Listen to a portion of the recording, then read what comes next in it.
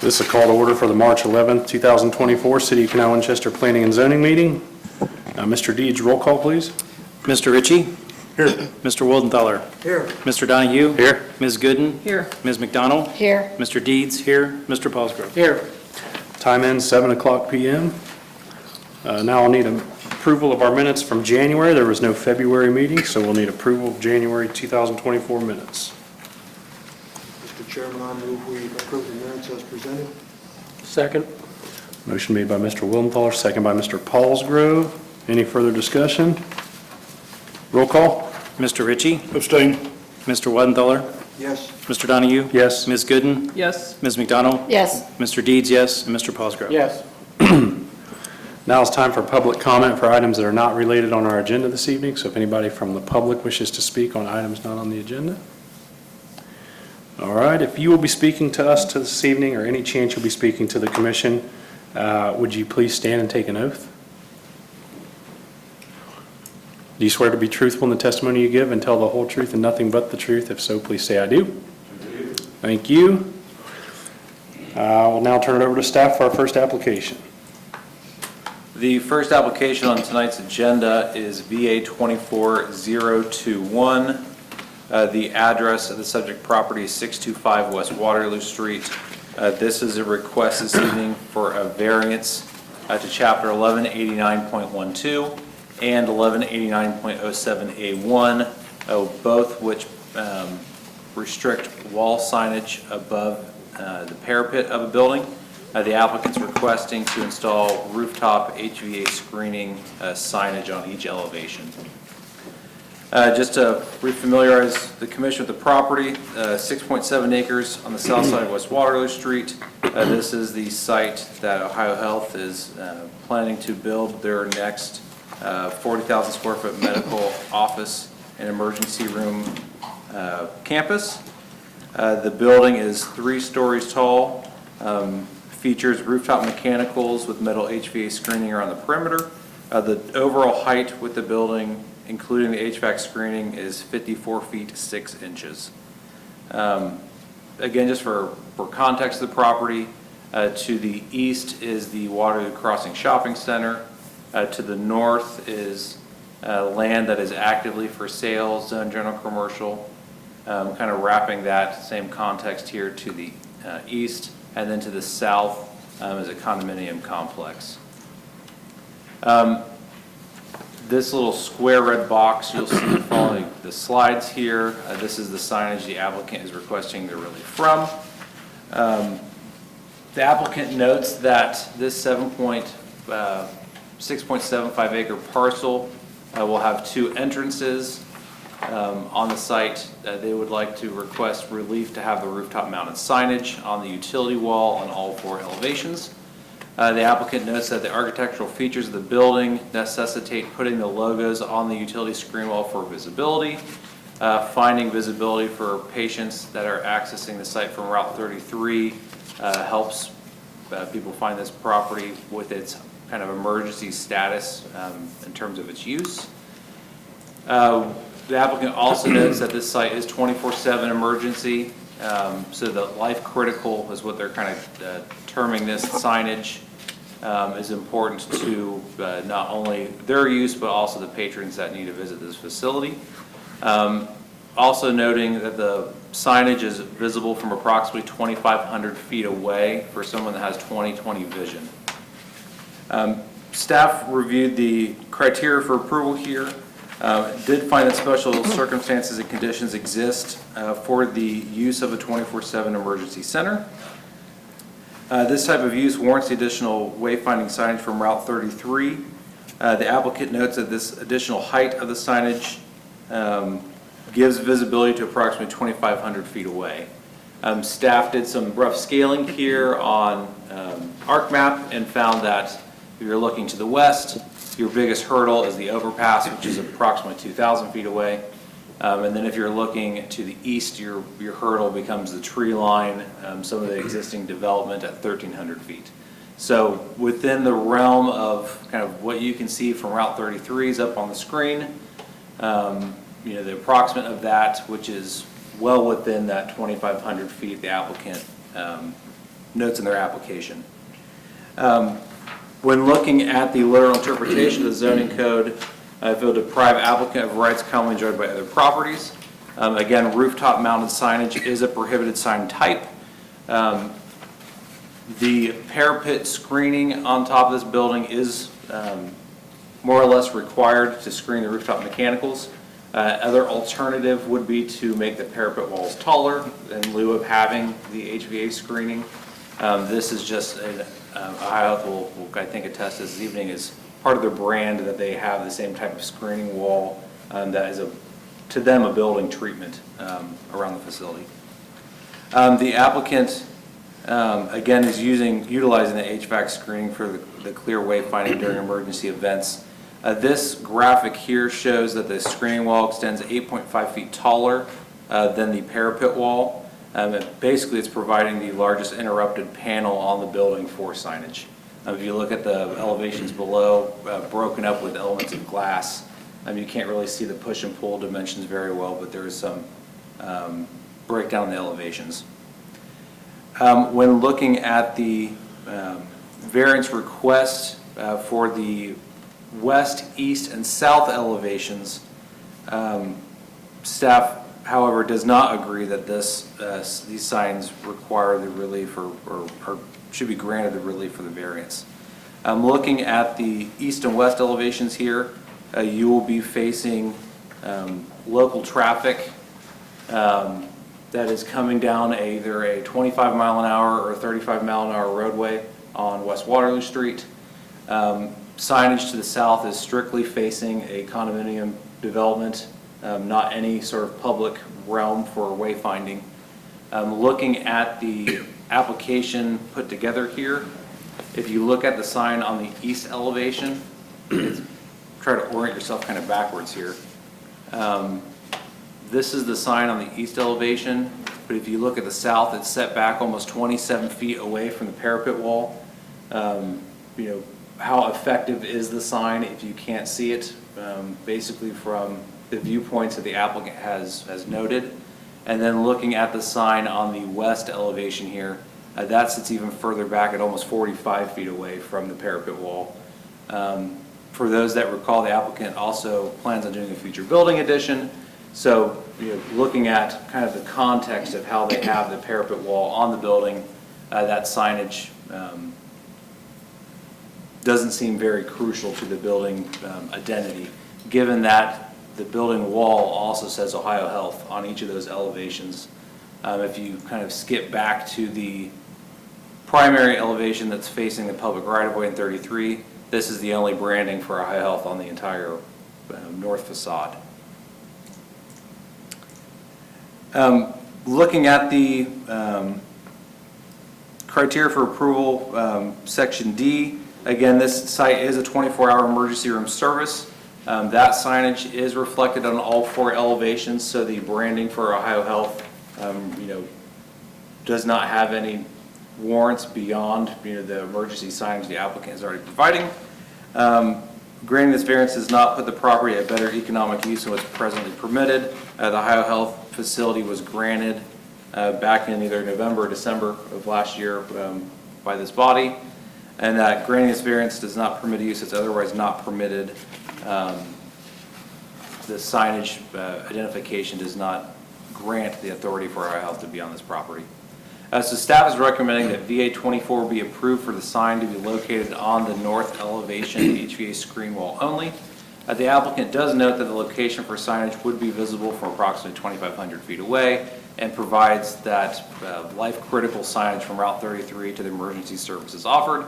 Signage displayed on the east, west, and south is not only duplicated on that building, but is also on elevations that directly interact with pedestrians and the local community. Again, not in a realm for a life-critical kind of wayfinding path for someone to get off the highway. So, questions for staff, I'll be glad to help answer.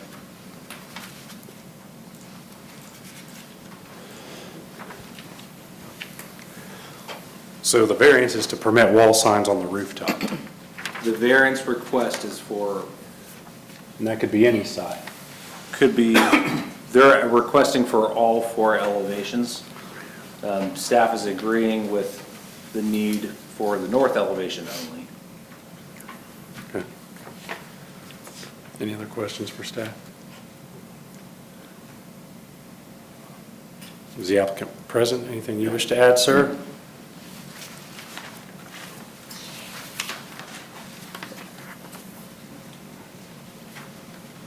Hello, I'm Roger Kessler with Kessler Sign Company.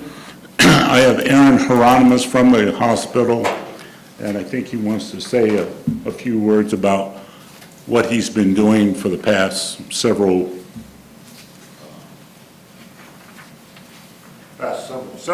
months. So, Aaron? Sure.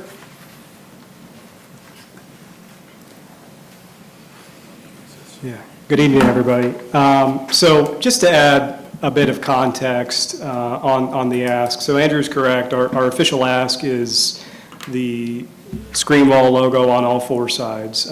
We feel that that's justifiable given the building's unique positioning. I'm sure you all know that there's a high-pressure gas main that runs through that property, which has kind of forced us into that corner. So a handful of things. What you see on the screen presently are just some examples of some other care sites that we have in our health system, just to give you a bit more context on what the look is elsewhere. Andrew mentioned the term brand. There were a number of comments. Not only is this a 24/7 facility with an emergency department, this is also 30,000 square feet eventually of medical office space. So we're very keenly aware that Mount Carmel's Dyla Ridge facility is right down the road. We're keenly aware that there's an urgent care directly on Waterloo, feet away. So there's also an element of a patient needing to correctly identify that this is an Ohio Health facility proper. So there's kind of two things to tackle here. There's an emergency element, and then there's a position of care element. So I need to know that I'm going to an Ohio Health facility. So we've done an incredible amount of studies on these signs in terms of where you can see them, how you can see them, what they look like at night.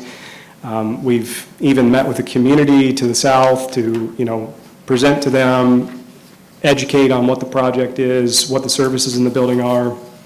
The last thing we want to do is have one of our facilities and have a patient go to that erroneously and get themselves an entire insurance kerfuffle, if you will. So that's further justifying our ask for logos on the screen walls. So there's some unique design elements that are required for the city. There's certain glazing percentages that have to be met, certain veneer percentages that have to be met. And although, yes, you could create the equivalent real estate on the building to capture a sign and make it out of brick veneer and not a screen wall panel, that starts to drastically impact the percentages of the glazing, of the brick veneer, which starts to diminish the actual facade of the building itself.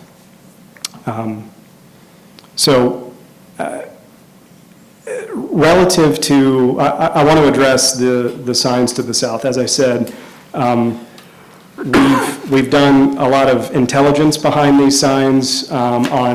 We're very mindful that there's the community to our south. So there is,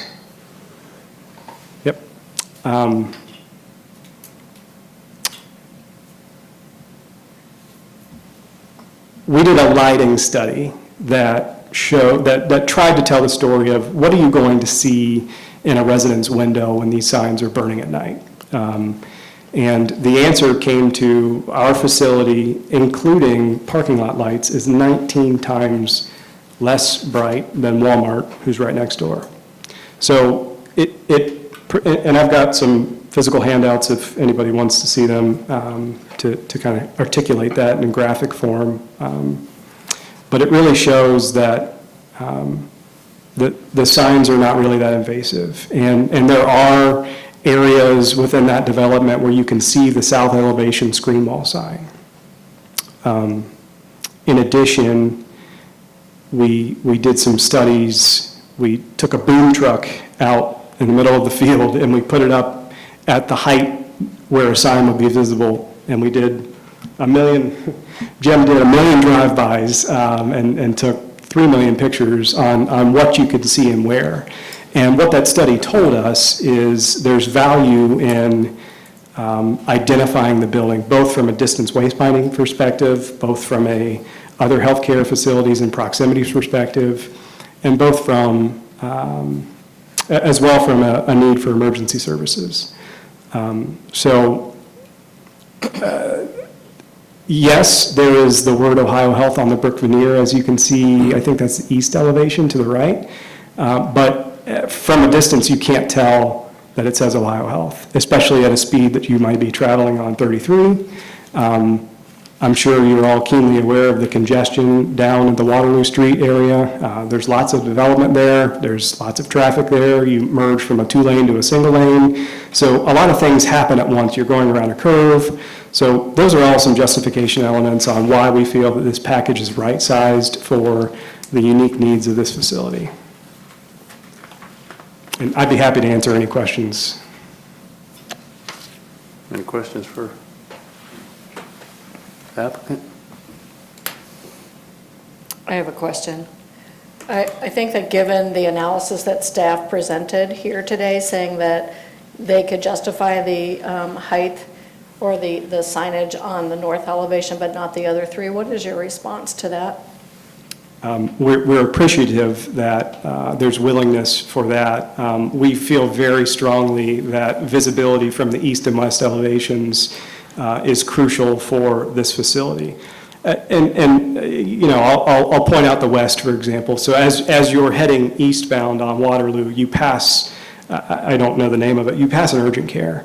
So if you're a patient that's either disoriented, you're a visitor from out of town and you're sick, and you need a level of care, and you mistakenly go to that facility, you know, that's a problem that we don't want to have in the community, that we feel could be easily solved if there's multiple identification points that know you're headed in the right direction. But the facility you're talking about is half the height of your building. It's not even half the height of your building.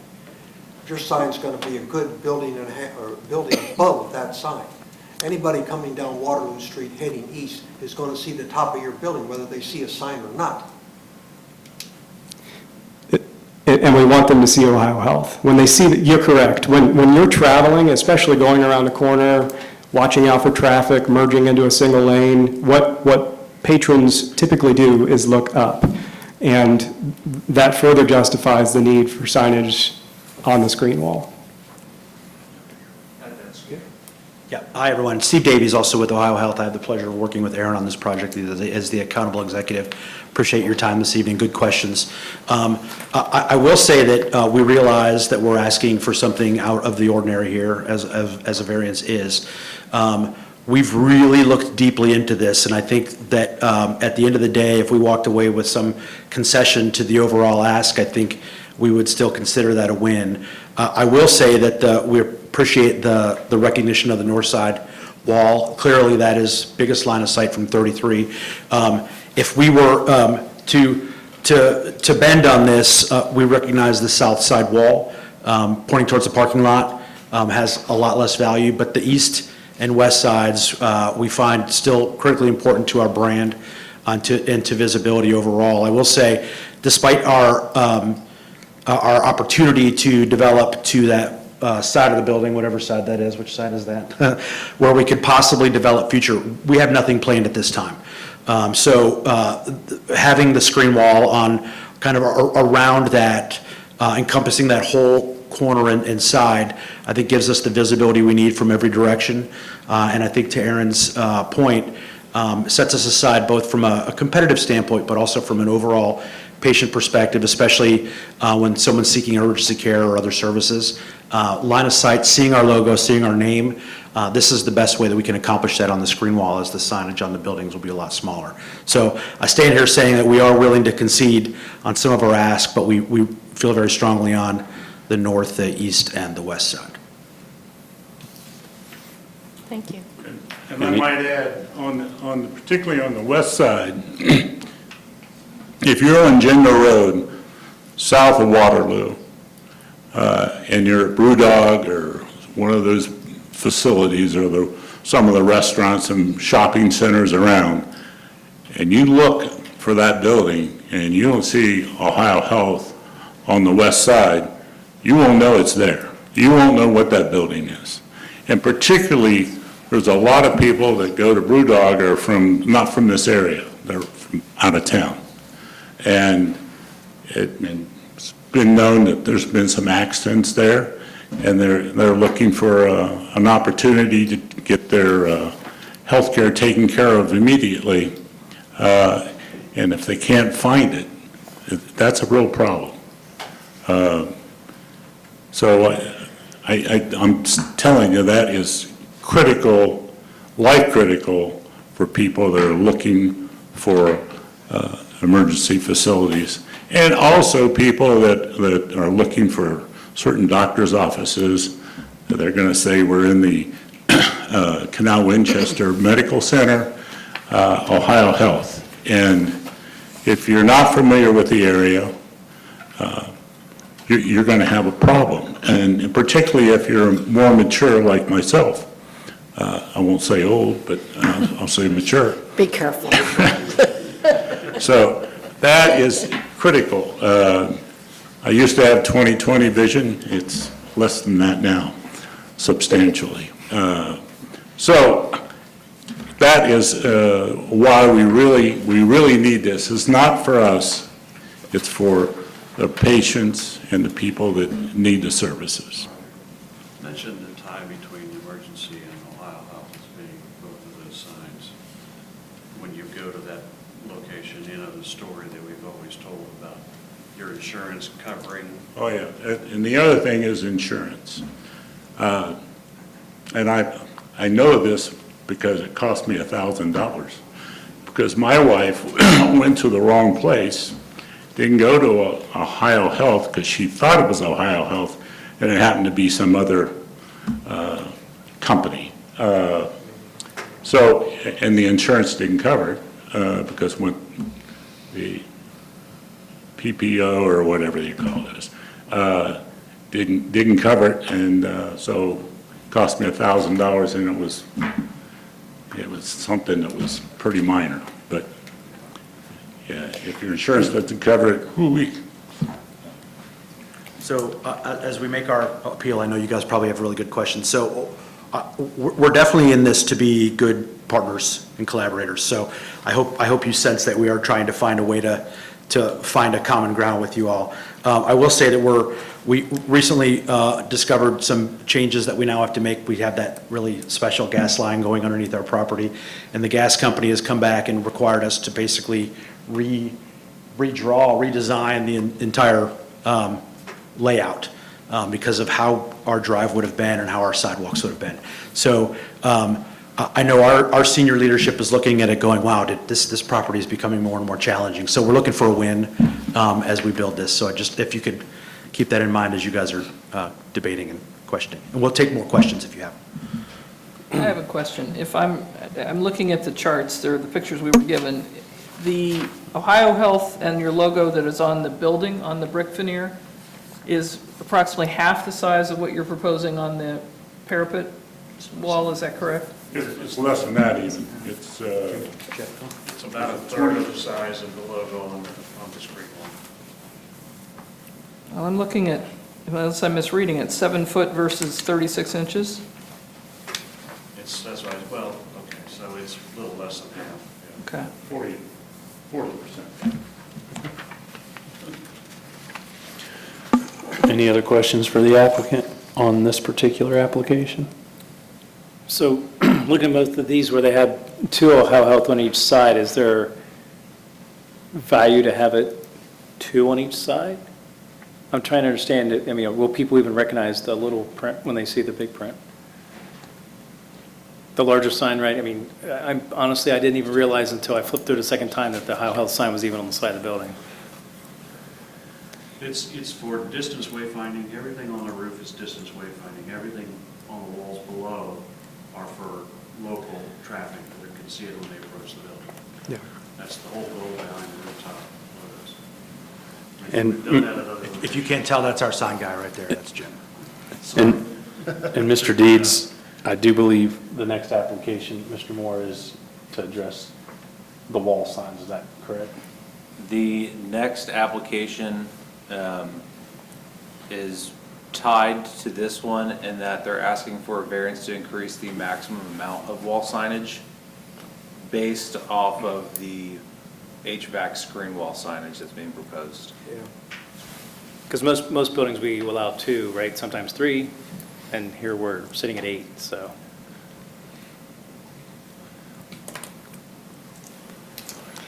Any other questions for the applicant on this one? Yeah, so I think you verbally articulated exactly what we're trying to capture in graphic, is at first blush, you didn't even notice the white Ohio Health on the brick veneer. And that's exactly what's going to happen to a person in a vehicle, right? They're not going to see the Ohio Health on the brick veneer. So unless you specifically know that that's your destination, you won't get wayfound, if that's a word, that you need to go to this building. And this is, of course, predicated under the sense that you're unfamiliar with where you're going, you're distracted while you drive, many of us are, or you're disoriented, likely due to your health. So to Jim's point, the screen wall logo captures distance wayfinding elements, and there's umpteen studies that we've done that have justified the size, the positioning that satisfies a distance wayfinding element. The white Ohio Health on the brick veneer is something that identifies you when you're at the facility. I think Andrew had mentioned some visibility line of sights earlier. So when you're up close to the building and you're crossing, you're going around the bend on Waterloo, and you're merging into that single lane of traffic, you're fighting with everybody going to Walmart or vice versa, that's how you're going to know that this is the facility that you need to be at.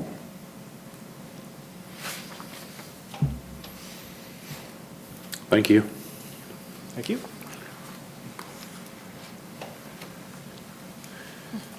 Since this is a variance, I'll open it up for public comment. Anybody from the public wish to speak? Mr. Chairman, I move we close. Second. Motion made by Mr. Ritchie, second by Mr. Willenthaler. Roll call? Mr. Ritchie? Yes. Mr. Woldenthaler? Yes. Mr. Donahue? Yes. Ms. Gooden? Yes. Ms. McDonald? Yes. Mr. Deeds, yes. Mr. Pelsgrove? Yes. So I'll say, the variance request is to permit wall signs on the rooftop HVAC screening on each elevation, so north, south, east, and west. And then obviously the other stuff we'll address in the next application. I have been in a situation before, going to a medical facility where I wanted to be in 100% confidence that I was going to the right place. And I do understand it's easy for all of us that reside in this community, that we know where things are, but in a situation around a lot of development, a lot of twisty roads, a lot of parking lots, and other things, I do see for the north-south, for the northeast and west elevation, I do see the benefit of that. I would argue as much as even the south in terms of, if you're coming from that direction and you're disoriented, but I do think the north elevation and I do think the east and west capture, from a longer distance to kind of know where you're going, either from Winchester Village as you make that turn and it'd be on your left, or coming from Gender Road, coming east. That's my 2 cents. I could concede on the south elevation, but I do see the applicant's desire and tend to think that having it on those 3 elevations does make sense. Yeah, if you were out by Home Depot, coming down 33 that direction, you're going to see the west side signage, you're not going to see the front. You won't see the front until you're in it. Right. Right, so even the east side, right, that's going to be more visible than what's right out in front. Yeah, and I would imagine there's going to be 80, I'm just speculating, over 75% of the patients are going to come from the west. Visiting out of town or visiting from other areas or what have you, so. That's my comment. I don't have a problem with this variance at all, so. I don't either, and I live on the south side. She needs I it. think there's some, I mean, the road from Walmart is a long road, and so if someone is in Walmart parking lot, they're gonna see the south elevation. So I think all four make sense. I guess I didn't pick up on the distinction, so thank you for bringing this up about far versus near signage, right? And if this is primarily far signage, then a larger setback kind of helps push it away from those that are driving around locally and not seeing all these multiple signs in front of their face. So I don't know if we should should discuss about the setbacks, and whether that has any bearing or has any difference to it, but that's the only thing else I see worth discussing with it for myself. So my only 2 cents is in the, I don't know, what, 5 years I've been on this commission, we've had multiple signage people come through for various reasons, a lot of them saying the same thing. From a distance, you can't see my building. And we've denied most of them for various reasons. Understanding that this is more about wayfinding for healthcare services and emergency services, it's a much different reason to be even entertaining the conversation, much less just going back and denying it just flat out like we have in the past, because it does not follow our code. I completely agree with you on, I was right down here west and north for sure. You're right over by Brewdog over in that area. You wouldn't be able to see the north elevation coming up and down Gender. You can't really see much over there. East, most of the people coming in from the east are going to be coming up Waterloo, probably somebody resident, or they're following something on MapQuest to get there. I'm not as strongly, I don't feel as strong about south or east, but I don't mind it either way. I've been in a similar situation where I'm trying to find the health institute from a distance and trying to get there. So I want to make sure we put some standards around why we're even talking about approving it and even having the conversation that we don't have 15 more people come in next month with a similar variance. I agree. Just curious, why not any emergency signage? Oh, there is an emergency. No, for the wayfaring. I mean, do we have on the building? Can you speak into the mic? On the screen wall. Come on, Jim. What we've done in the past, and you saw what Aaron had shown you, where we have done the logo large, what we try to do is associate on the building itself, somewhere close by, as high as we can, the word emergency, so that you still see both associated with each other. And I think I pretty much tried to do that on all the elevations, the best I could. Going back, not to rehash the whole thing, but from distance, you're going to see more of the Ohio Health logo like you were talking about. As you get closer, the setback for the screen wall, you're going to see less and less of the logo. So even on Waterloo, you're not going to see much of that logo at all. It's all for distance wayfinding. And to answer your question, that's why I tried to be redundant as much as I could on the brick itself, so that you can see both the emergency and the Ohio Health logo when you're close by. So you don't, I don't know if that answers your question, but that was the method to my madness on this. Kind of. If you're driving down the highway, you get the big blue H, right, to kind of show you that. I don't know what the universal signal is for an emergency room or not, but Yeah. I was just surprised, because I would think if you want to publicize that, I'm driving down 33, I see it's an Ohio Health. I mean, Yeah. there's more than a few Ohio Health buildings in town. Yeah. And there's several that don't even have, emergency services. So I just didn't know if there was a way that typically indicated that. Oddly enough, the Blue H has got some contingencies to be allowed to use it. In order to do that, you have to have so many beds that are overnight. You know where I'm going with this. Right. To qualify as a hospital. Yeah, I didn't know if the freestanding EDs had different signage. You just don't, but that's, if you have those beds or whatever, the symbol for emergency medical care is what you see on ambulances, basically. It's the serpent snake and all that. Some people get that, most people don't. They don't understand that. So we really don't have an option to put something on the top of any of our buildings that show emergency care without trying to push it forward, and Aaron doesn't like it when we start adding things to the building anyway, so. So that's why we just use the word emergency. And the fact that also too, it's hard to see on these screens, but we started branding them all as 24/7, which, by the way, I think Mount Carmel is now copying us and doing what we did to show that it is in fact open 24/7. Again, it's a redundancy of trying to get information to the people when they're under duress. Yeah. They're not thinking straight, they're heading out, they're bleeding. I hope you didn't have to go to one of these No, I did not. locations. This was planned. Okay. I did. Wanted to ask you that all night. So that's why, again, I'm trying to keep everything as high as I can. The closer you get to the building, I still have the Ohio Health. It's repeated on the brick itself, and then you're home, and hopefully you'll get good care quickly. You will get good care quickly. How's that? Is that better?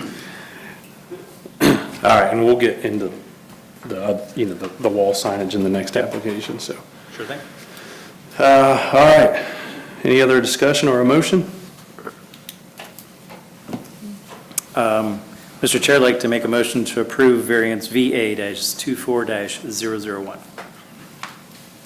Second.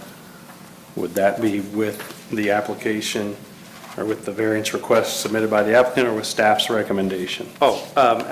As presented in the recommendation from staff.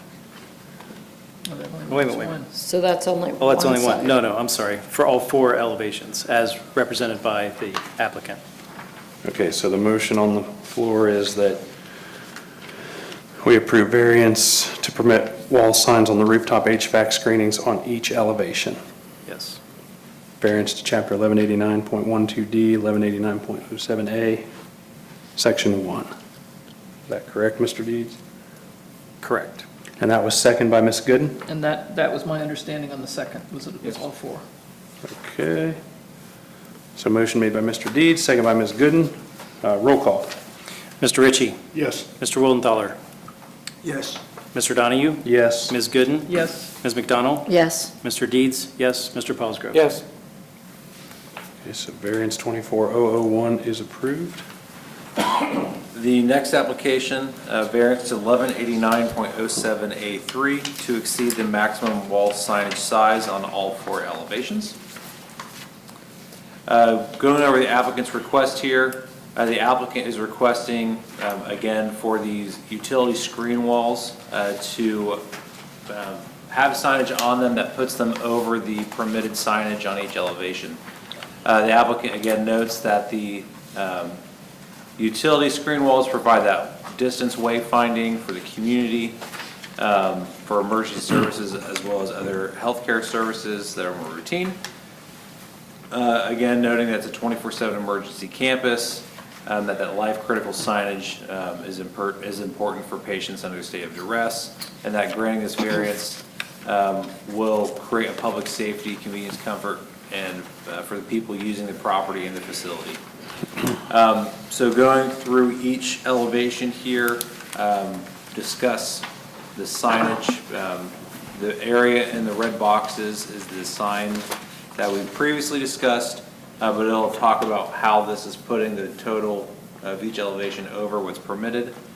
So looking at the north elevation here, as staff previously recommended for approval, this sign at 152.13 square feet puts the building over by 69.9 square feet of the total of 254.9 that's permitted. Or excuse me, 185 that's permitted, the 254 that's being requested. Looking at the east and west elevations here, the signage that's on the building, I have a breakdown for you. The signage in bold is the parapet wall sign. Again, the line in red is showing that each one of the parapet wall signs is putting the building over on the maximum square footage permitted. Same for the south elevation as well, which has theoretically the most signage if you're counting both of the entrance signs, both the canopy and the main door. But again, the variance request is only triggered by the rooftop mechanical sign, which is being requested by the applicant as sort of the extra signage to the facility. Staff's recommendation is unchanged from the last application, that VA 24002 be approved for the signage on the north elevation only. Any questions for staff?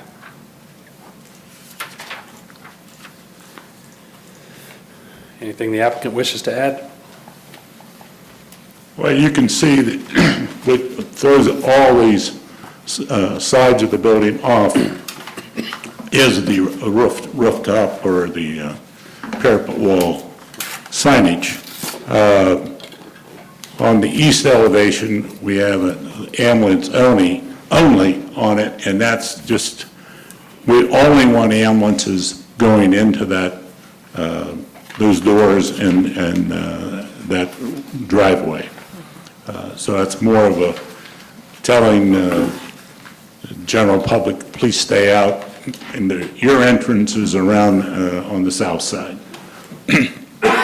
We only have one entrance that the public will use for the entrance to the offices as well as emergency. And that's because of security. We have one security station there that will make sure that everybody's doing the right thing. Sad state of affairs, but that's the way it is.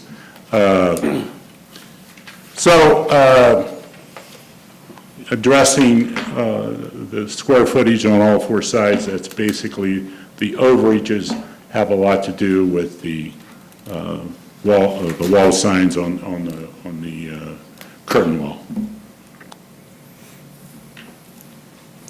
Any questions? Questions for the applicant? Sorry, go ahead, Aaron. A couple pieces. So as I mentioned during the screen wall conversation, there are some unique design elements in terms of required percentage of glazing, and it's limited our ability on where we could physically place a sign on the building proper. So also in healthcare, we're required by healthcare design code that certain patient care areas have to have access to natural light. So that further complicates more glass, less veneer.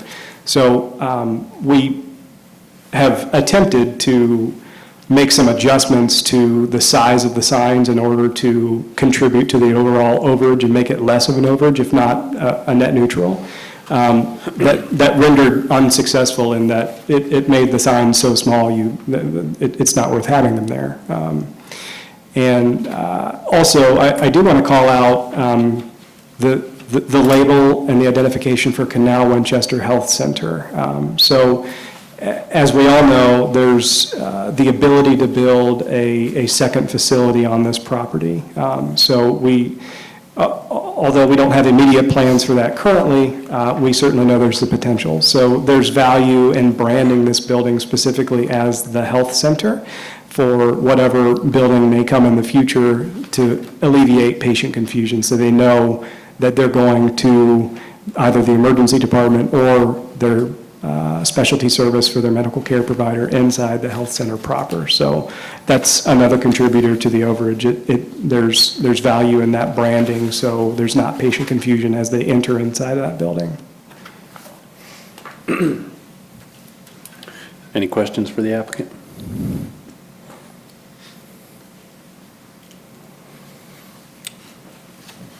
I'll now open it up for public hearing. I move we close. Second. Motion made by Mr. Ritchie, second by Ms. McDonald. Roll call? Mr. Ritchie? Yes. Mr. Willenthaler? Yes. Mr. Donahue? Yes. Ms. Gooden? Yes. Ms. McDonald? Yes. Mr. Deeds, yes. Mr. Cosgrove? Yes.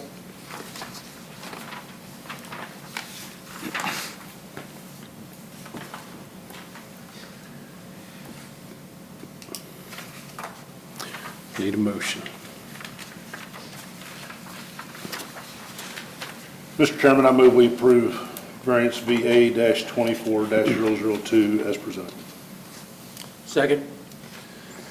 Motion made by Mr. Ritchie, second by Mr. Paulsgrove. Any further discussion? So this, just so I'm very clear, this is on the percentage of signage that's on the walls? Or is it Percentage of the allowable max? signage on the building. It also includes the, So we're all four sides, the ones that are presented at the heights and And the screening at the top.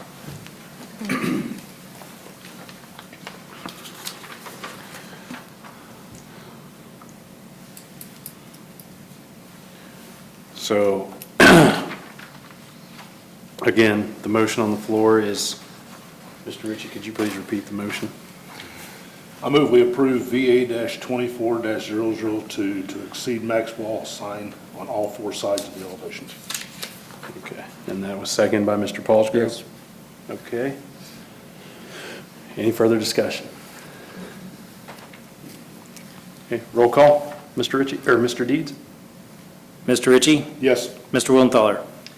Yes, Mr. Donahue? Yes. Ms. Gooden? Yes. Ms. McDonald? Yes. Mr. Deeds? Yes. Mr. Paulsgrove? Yes. Okay, so variance VA 24002 is approved. The last variance on tonight's agenda, VA 24003. This is a variance to Chapter 1189.07A3 to exceed the max, oops, that's the wrong title. Apologies, it's to 1189.09A to allow for instructional signage to exceed the max height and size. The subject property, again, West Waterloo Street, has one access directly from West Waterloo to the east, access to the private access drive to the west. The applicant is requesting for the 5 instructional signs around the site to exceed the maximum height and square footage permitted due to the 24 emergency care campus, Ohio Health Facility, and to help orient people to the entry that's located on the rear of the building. All been discussed this evening. Looking at the signage itself, the sign panel is 40 inches tall, almost 5 foot, including the decorative brick base. The sign maximum height per our code is 4 feet, and then the maximum size per our code is 4 square feet, and they're asking for 12 square feet per face. The letter C kind of marked around the site shows the location for that directional signage that's being discussed, request for the variance this evening. And the kind of northwest corner, the circle with the A, that's their monument sign that meets code, so that does not need any request from the commission. Looking at the special circumstances and conditions, again, this property does have that 24/7 emergency care. This type of use warrants the additional wayfinding measures for the property. Literal interpretation of the zoning code would not deprive applicants of rights commonly enjoyed by their properties. Again, relief is being requested based off of the use of the building specifically. That the special conditions and circumstances are a result of the actions of the applicant. Again, the 12 square foot non-illuminated instructional sign is to aid in wayfinding around the site. That the variance requested to increase the maximum height and size for the instructional sign, applicant notes is based off of the life critical signage. Each one of the signs will say emergency on it, and will have the arrows, as well as selective ones will say main entry, and will help kind of orient you to different portions of the site. I'm not sure if each will say main entry, maybe some will say parking with other arrows, but the applicant does note in this, in red, that the emergency portion of the sign will be on each sign, on each face. That the instructional sign, again, is non-illuminated. It's on a monument sign style and a brick base. This is really more decorative than kind of traditional instructional signs, which are just a 4x4 post and kind of direct you the entrance and the exit to like a Burger King drive-through tourist service scenario. The applicant did commit to these being non-internally illuminated and have some of those other kind of more subtle features to help offset the request for relief in the size. Staff is recommending that VA 24003 be approved as presented. Again, staff has worked with the applicant to reduce the total amount of instructional signage, monument signage, while still providing clear wayfinding throughout the site for those life-critical type events. Any questions for staff? It might be for the applicant, but Mr. Moore, they mentioned a while ago having to relay out because of the gas lines and the gas permits. Is there a reason that we should table this one in particular and wait till the new layout shows up? The layout won't come before Planning and Zoning Commission. It's all during the civil engineering review. But will the 5 signs that we're talking about tonight become 6 or become 4? Yeah, the signs shouldn't really be relocated either. I worked with the engineer last week on the changes that they were making. This sign right here is the one that's closest to this dashed line for the service. And the engineer thought there was room to get both that and to relocate the sidewalk to be either on the north side or the south side of this access drive to connect to the loop. The comment they made about the gas company really has to do with any of these parallel movements you could see within the dashed line. Those all have to be removed for concrete only. So it's just going to impact pedestrian access internal to the site. Okay. Most of it, nobody would even notice. Any other questions for staff? Yeah, I'm not sure if it's staff or the applicant, but the lower left-hand corner where we have 2 C signs very close together, those two, is there a reason? So the discussion I had with the applicant is, I believe, the one that is perpendicular to the private drive will have the sign reading enter, and then the one as soon as you turn in will orient you to go left towards that main entry. Okay. So that's why I was saying the bottom section of this sign may fluctuate the message, but they have committed in the application, the top will always say emergency. Okay, thank you. How are the signs illuminated? They are not illuminated. They are designed with a reflective material that's applied to the face. So when a headlight hits it, that's how you'll same with like a stop sign, to read it. Okay. Any other questions for staff? Anything the applicant wishes to add, or any questions for the applicant? We've used these signs at a number of campuses, and they work very effectively. It's important that when the headlights do hit it, people know where to go at night. And as Andrew said, the content where you see main entrance, on some of them on the flip side will say something different, where it says drive safely or whatever, depending on which direction it's going. But we need the word emergency large enough so you can read it. I'm sure you've all been in situations where you couldn't read it in a million years. So we know this absolutely works. Any questions? Just not the 24/7? Unfortunately, computer people tend to be consistent freaks, so, yeah. We need a bigger variance. Put on the side, yeah. All right, thank you. All right, I'll now open it up for public hearing. Mr. Chairman, I move we close. Second. Roll call. Mr. Ritchie? Yes. Mr. Wollenthaler? Yes. Mr. Donahue? Yes. Ms. Gooden? Yes. Ms. McDonald? Yes. Mr. Deeds, yes. Mr. Palsgrove? Yes.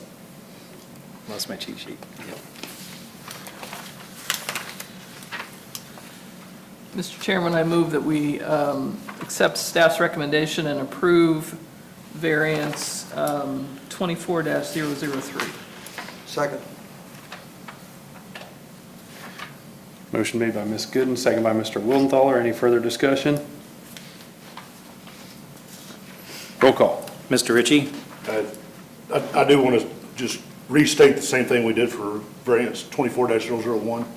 My opinion on this is solely based on it being an emergency department. Agreed. Healthcare facility and emergency response. I agree.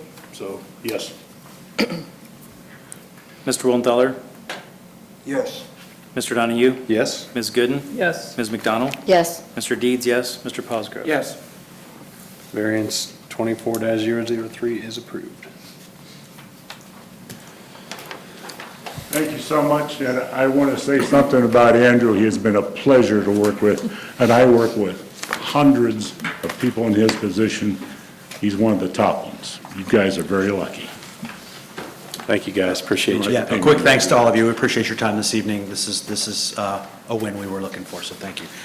We didn't sign in up here. Is that necessary for the If you don't mind. Okay. Could you please? Yeah, of course. I noticed none of us did, so that, we were so focused. That's right. We think Andrew's okay as well. So. Thank you again. Yes, thank you. He didn't hear you. He'll fix it. He will. He will.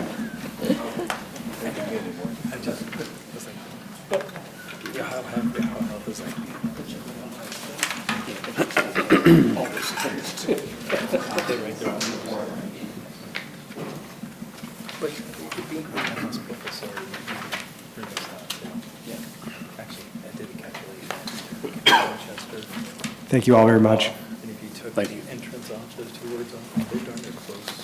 Thanks, folks. Appreciate it.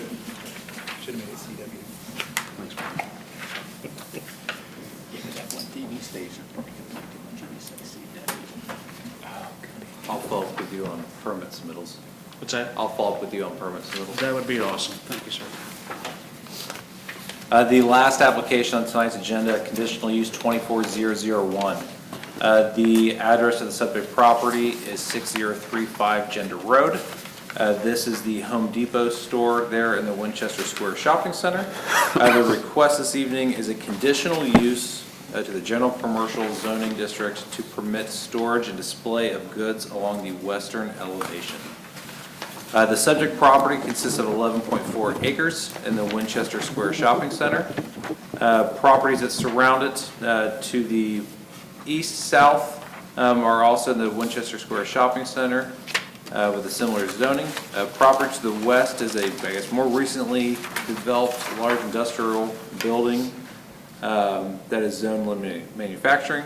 And property to the north across US 33 is a Jeff Weiler Automotive Dealership Zone Exceptional Use. The applicant has filed a conditional use from 1167.03A to permit outdoor storage and display to be located on the western elevation of the building. On January 11th, 2023, the Home Depot store received a violation notice for the open storage and display of product on the western elevation of the building. This violation notice was sent after, I guess, several verbal comments to store managers, as well as a follow-up to a prior violation pre-pandemic in early 2019. This violation notice was for the open storage and display of product on the western elevation of the building. These products were located outside of the identified outdoor storage and seasonal sales and sidewalk merchant displays areas that are on the conditional use CU 05001 operating restrictions that was approved by Planning and Zoning Commission in 2005. The applicant this evening is a representative for Home Depot. They are requesting approval for the approximate 304-foot wide by 14-foot deep area along the rear or western elevation of the building for outdoor storage between exclusively the months of March through October. The applicant notes here that the goods shall be stored pending loading or release from consumer purchases or internal store displays. The storage includes but is not limited to lumber, roofing, flooring, siding, wooden pallets, baled cardboard. At the time, there will be no storage or display of goods allowed to impede upon the fire lane, which is kind of shown in red. The conditional use will update the 2005 site plan to add this additional area to the rear for those limited months. Staff pulled the 2005 conditional use, not only for planning and zoning commission's review this evening, but also sent it to both Home Depot and the applicant to kind of go over the current operating restrictions in the limited outdoor storage area. It's kind of hard to see, it's real faded, but to try to make it a little easier, I made it black and white and highlighted some stuff for you guys. The areas I've circled in red are the orange areas that are for outdoor storage that's been approved.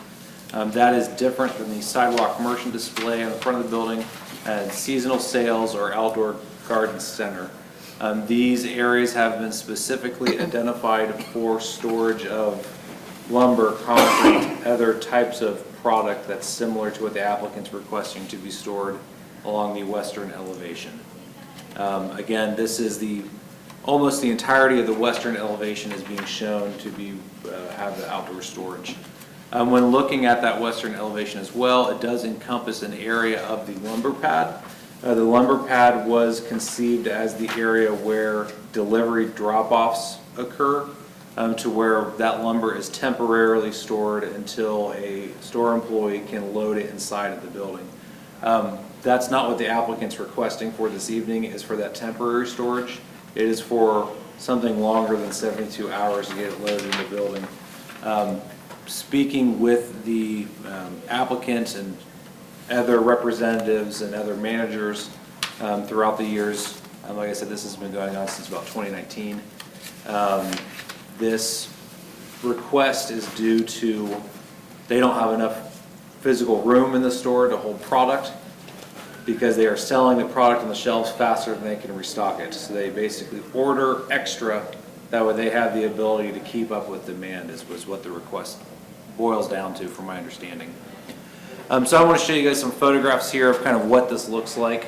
You know, this is the most recent set of photos I had in my archive here from February, just showing, you know, there is shingles that's stored outside, bagged concrete.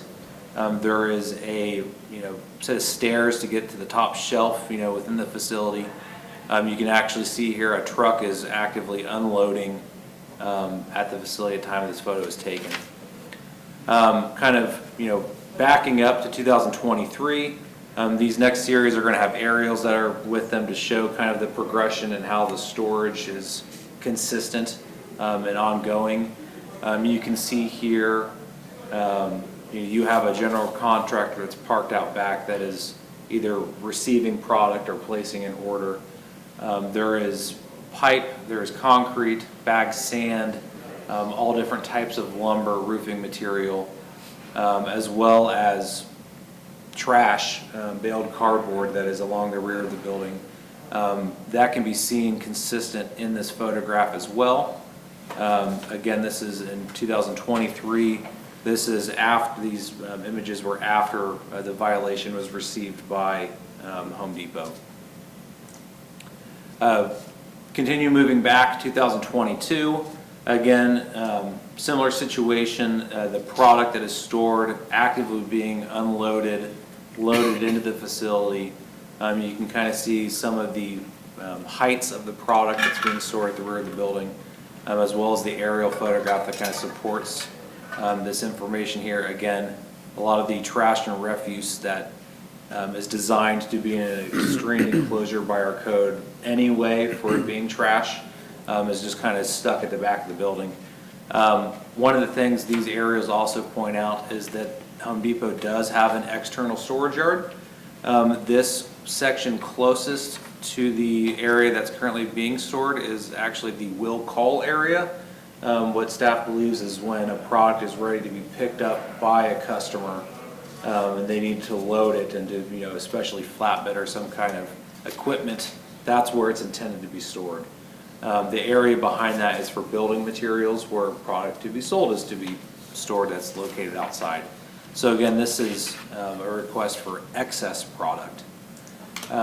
Again, moving back even further, 2019, you know, when the violation occurred, you know, it all basically started by the housing of trash that was outside of the facility. Again, there was a concern about the product that is intended to be purchased by customers that is in an unrestricted, managed, unmanned location at the rear of the building. The concern is this becoming an area where you are intended to shop, rather than an area that is, overflow, waiting for the shelves to empty to bring it inside. When looking at the conditional use criteria, again, staff has noted that the request is for the outdoor storage. Looking at outdoor storage defined in our code, it is the keeping in an unroofed area of any goods, junk, material, merchandise, or vehicles in the same place. This is consistent with the outdoor storage areas defined in the 2005 operating restrictions. The proposed use is not compatible with adjacent land use or appropriate plans for the area. The applicant has an active conditional use, CU 05001, that allows for approximately 10,000 square feet of area for outdoor storage. That is specifically, that 10,000 square feet is only these areas that I've circled in red. Area number 1, again, is designed for a storage area. It's sandwiched in between a truck well and the fenced-off garden center. Area number 2 is the will call and building materials on the south side of the building. That's in a fenced-off secure area. Area number 3 is noted on the plans as TRC materials on the east side of the building. It's immediately adjacent to the lumber canopy at the front of the store. This is the area where fence panels traditionally have been stored, those types of materials that contractors are readily picking up, providing it in a loading zone. Again, these figures do not calculate seasonal sales area, outdoor garden centers, sidewalk merchant displays that are separately identified on that 2005 site plan. The proposed area for the outdoor storage, staff notes, will adversely affect access and traffic flow. The area to the west of the building abuts an identified fire lane, creating a hazard for both loading and unloading. Essentially with the dimensions the applicant has provided, this forces loading of product and customer pickups to be within that fire lane. The area behind the building that was designated for the lumber pad drop-off is now going to be inhibited with product for deliveries can't happen within the area anymore. The proposed use will essentially result in the destruction of the exterior of the property.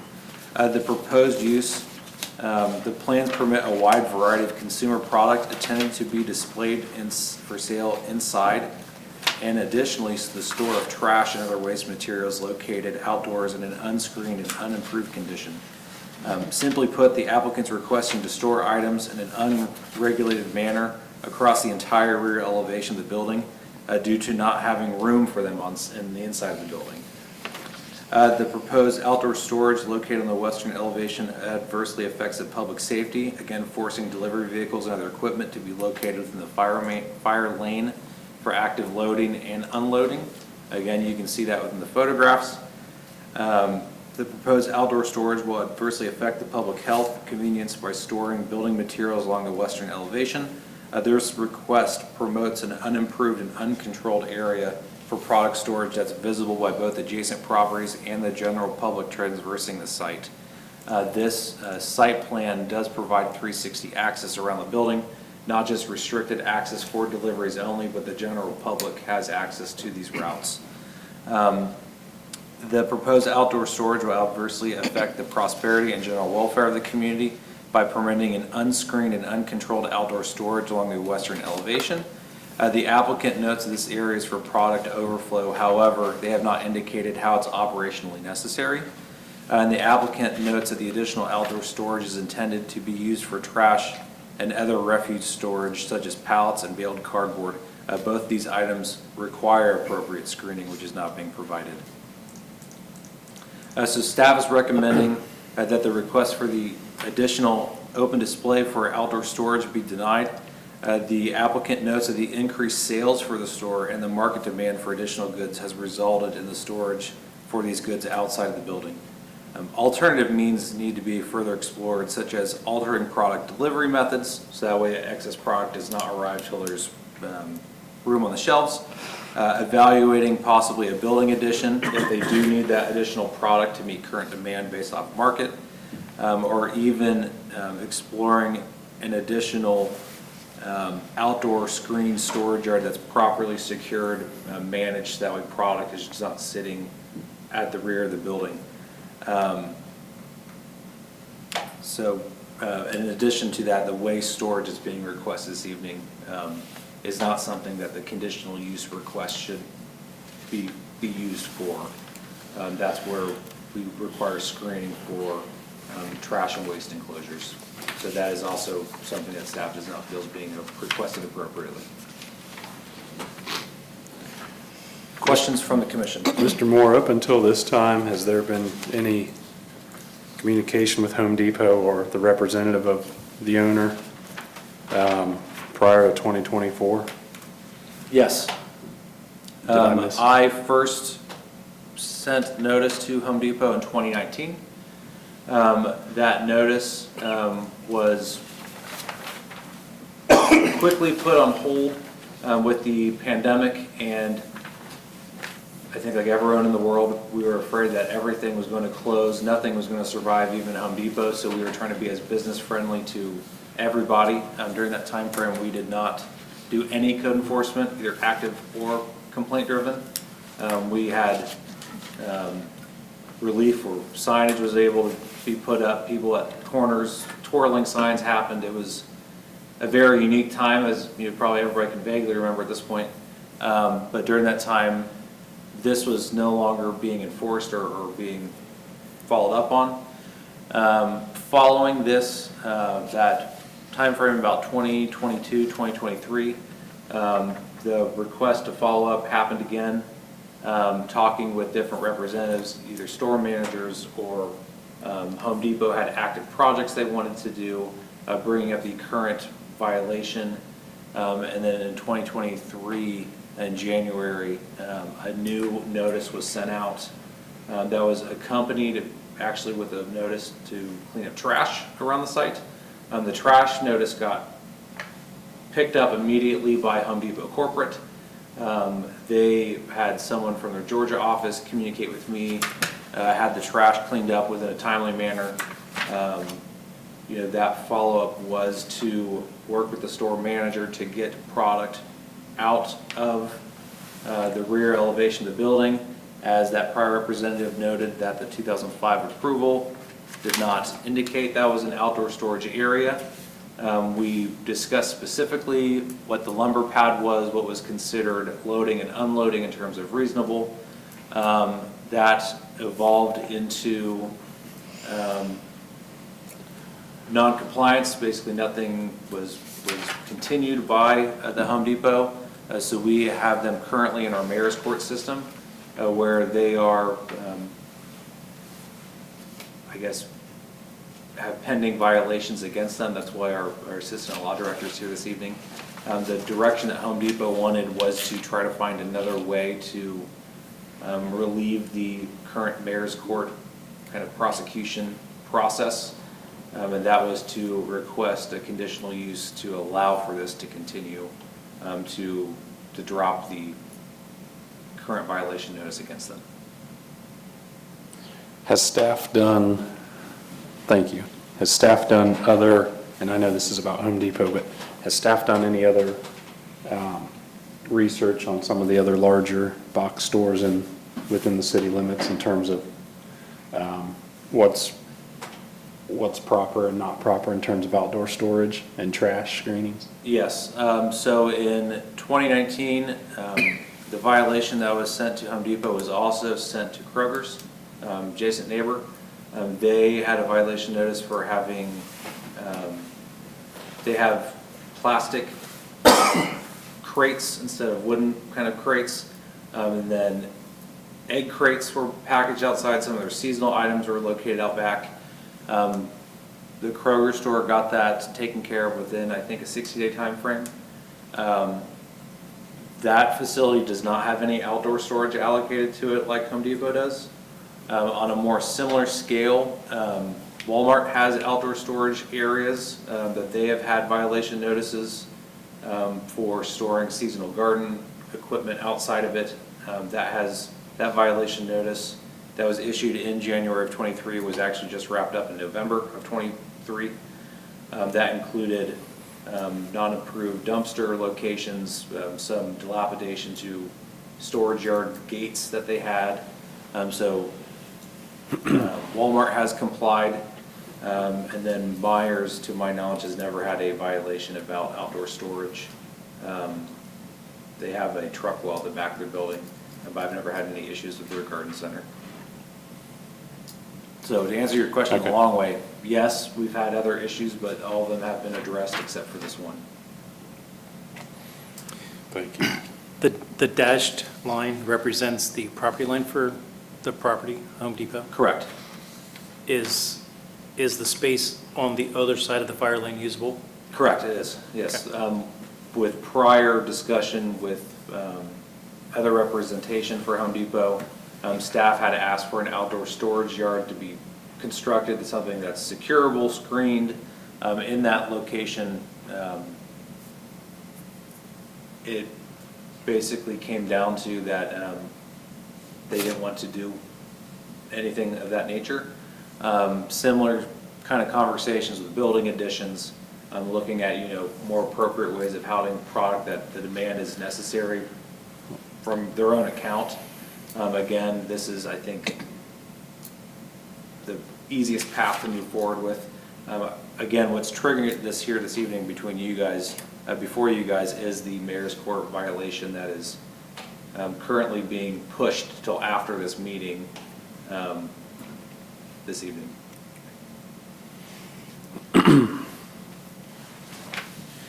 Any other questions for staff? So I have a quick question. It says on this plan, refuge area shall be screened on all sides. Can you show me on this map where the refuge area is? So the refuge area currently at the facility is, you see the trash compactor just south of the word truck well? So there is a trash compactor there for the baled cardboard, some of the other kind of softer materials. Within this storage area, they used to have dumpster screens. I wonder if I can pick one up in an aerial here. There used to be a dumpster screen back in this location as well. And that was for items like the baled cardboard, some of the bigger items that need specialty kind of Sure. transportation. So is that where the refuge area is now? From all accounts, the refuge area has moved to this southwest corner on the outside of the will call area fence. Okay, thank you. Is staff or the city aware of any theft or issues with the fire department with the storage that's being done on the west elevation?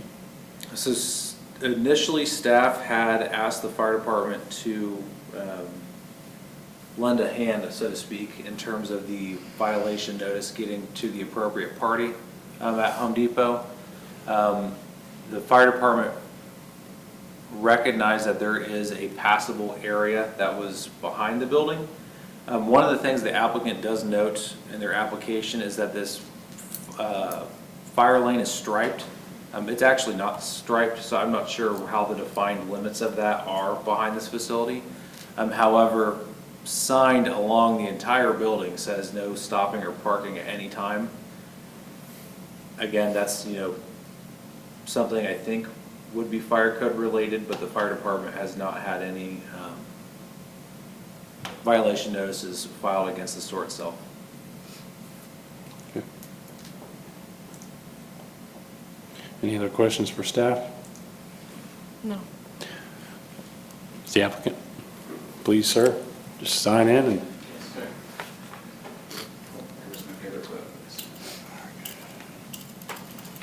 Quick sign here and then get started here.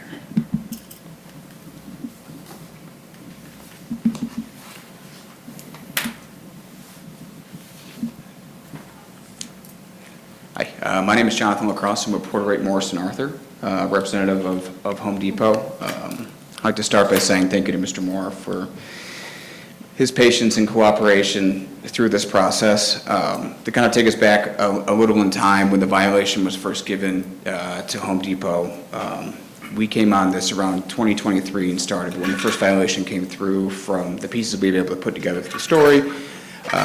The manager of the facility, his son was hospitalized, as with a lot of large major retailers, the corporate structure coming out of Atlanta and the big box stores around the nation.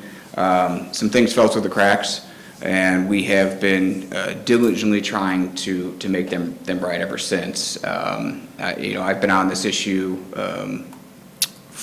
since it was handed to me to make sure, we continue to be good stewards of the community. As, Home Depot is within, outside of Bryce Road, the only large retail box store for home improvement in Large Garden Center. With Canal Winchester emerging as, an economic center for the region, you've seen an 8% growth since, I think, 2020. The store opened in 2005. When the original plan was given, as you can see from the site plan, about every inch of the store on the outside is being used for permissive use. Every area, if you drive right now, is packed. On the west side of the store, we have the outside garden center here, or if I'm looking at it, north side, there we go, the north side. I was thinking of that one there, where the green area. If you drive through now, it being March, we have our seasonal coming in. You'll see giant pallets of outdoor mulch and other material that will quickly come and go. As the pandemic hit as well, we saw an explosion in home improvement projects with people in the area needing product. We mentioned that we can try to cycle through the store as much as possible, but what we have is coming in and going out. So we have people who are coming in looking for product. If they don't get it from us, they'll go up to Bryce Road or Columbus area to shop, or they'll get online, removing retail sales and availability, of local income to the city. What we're asking for is, we're willing to work with whatever the commission deems necessary in the outside storage of product.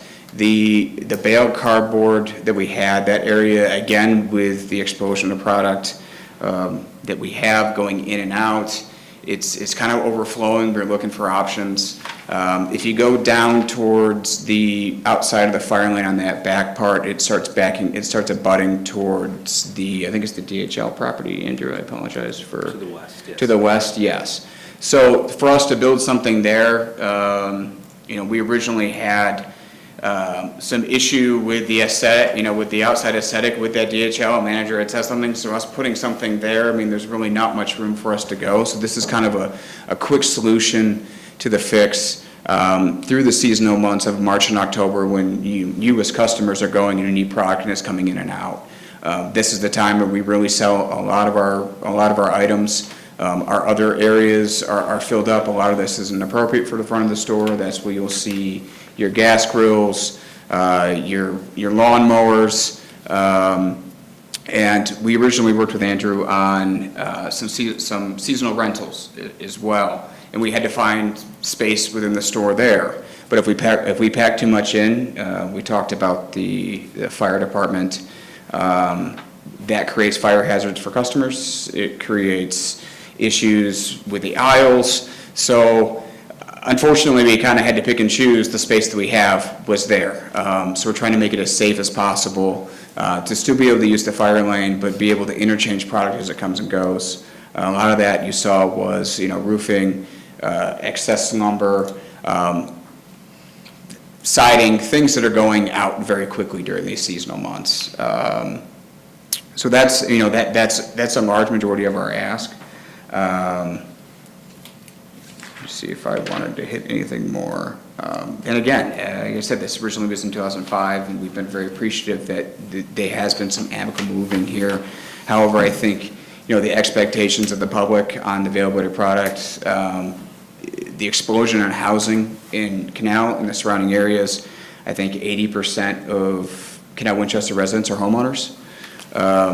Median age of 48, so they're very invested in updating their homes, keeping their homes, and with Home Depot being really the only accessible big box home improvement store without having to drive a little north, we want to make sure to have that available for product, but we want to work within the confines and with what the commission will allow us to do. And we understand the necessity for, not cluttering an area, not making it safe. And apologies through the hard-fought process to get here. But, we have some good stewards in the field, and we want to make sure that we do it right moving forward.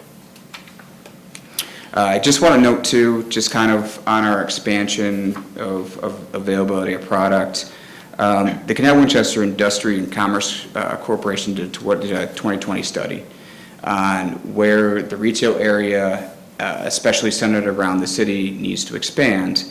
They indicated that there's going to be, between now and 2027, an extra 1,900 square foot of garden needed, 8,800 department store type goods needed. And we're able to offer that now. And I think we are offering it, and we just, again, want to work with you on a way that we can keep this as being good community stewards. Any questions? So is this truly all seasonal, or is that what Home Depot's striving to get to, or has it been out there, continuously for 12 months, I guess is what? Yeah, you'll see a good cycle of product. And one thing that we have done is engaging corporate and in working to ensure that's what this is. The message has been relayed and accepted and approved that, this is not something, that we're just going to be putting things outside. A lot of that can't really be seasonally stored outside in a manner if you want to use it for product, if you leave, a large amount of lumber out there for the winter season, if you're leaving those cardboard bales that you see there, get picked up and moved. We would put them in the corner side, but as you also see, there's a large stack height of product that goes up that we take the forklift out, we move and we go. So that would create safety hazards also for our employees and the customers going through if we were to continue to pack these areas. About every inch of that store currently through the process has product. And we're open potentially to the screening if that can be done. But even if we were to screen the back, that would probably impede the fire lane further. You wouldn't be able to really openly access the product in the square footage we've given. And again, if we were to move into that back plot there, the amount of space and size available just, doesn't make sense for the investment to be building another screened area. It's easier for people to kind of whip through, get things they need and mow. We will not impede any of the access doors, the gas line, the generators, the entrances to that storage on the right. There's the lumber door there. So that way staff can come out with a forklift, grab it, and go right back in. So has staff and the applicant, has there been any discussion around just simply putting, if it doesn't impede the fire lane, like a screening similar to what you would see in the garden center, Mr. Moore, across the western elevation there along the back? That is conversation I've had with prior, not with Jonathan here this evening, but prior representation is, see if I can find a better photo here zoomed in. So as Jonathan noted, there are kind of these, see the gaps in the areas here? There are more sensitive zones such as the generator, transformer, see if I can catch on an area. Yeah, we have 2 entrance doors, I believe. We have a generator, we have a transformer, and a gas line that we certainly don't want to be impeding, because if the fire department is okay with the way that the current fire lane is, and to have access, I mean, that would really create issues for us. And as you see also in the picture, there's large cement pylons that separate those areas out, so it's almost impossible to put product. And one thing I think that we're looking at is also this being a seasonal matter. When it kicks in for I mean, here's a certain thing. I mean, it's, the weather's starting to get nice. I think I've gone to my Home Depot at least 10 times to the behest of my bank account over the weekend, just alone to go and get things because it's that time of year. If we were to screen that in, I mean, we're not looking for permanent outdoor storage. I think we would kind of like that area to be open. You know, during the winter times, it does have a tendency to snow, especially here in Ohio now. Now as we're going through the different seasonal changes, this was, again, as we spoke with them on, what we know, I talked to them, what is your overall end goal here? And it was to get product in and out as quick as possible, just have a place to put it. When we need it, we can cycle. And we'll do that within reasonable means, of course. And once October hits, it goes away. I question those dates, since most of the pictures we're looking at are November and February Yeah. and periods outside of the March to October dates you're talking about. Well, as I've had conversations with Home Depot, again, with the changeover with staff, I would say that it was being used outside of the amount of times of what corporate would like them to do. However, conversations with the store, the new management, the regional manager that has come on, this would be our respectable ask moving forward. And of course, if we step outside the bounds of what this commission grants us, then the next step is expected as we move forward. And I think there's been situations, as I stated before, with the exponential growth of the area, with new builds coming in, with, especially the pandemic, of people, and even starting into that, wanting to do home improvement projects. We have been trying to find areas of where to just put stuff, where do you put things to go in and out? Because the last thing we want to do is be, push people to online sales. They're not coming in, and make sure that they have what they have when they come in, being really the only ones in the area, unless you want to drive to Bryce Road Home Depot or the Lowe's there. So that has been this is now the standard moving forward for them. So I've got four concerns. Yes. One is the dates, right? Yep. Just alluded to the pictures and what the dates were in the picture. Two is storage number one looks highly underutilized from all the aerials, as well as looking at an aerial now. You've got a large storage. Is that, area. They're about truck wells. Yeah, the one on the left there, yes. Looks highly underutilized. Three, I don't know anywhere in the code where that I should be approving a conditional use to allow Home Depot to make an eyesore for our community. My opinion of what I see on the backside of that building.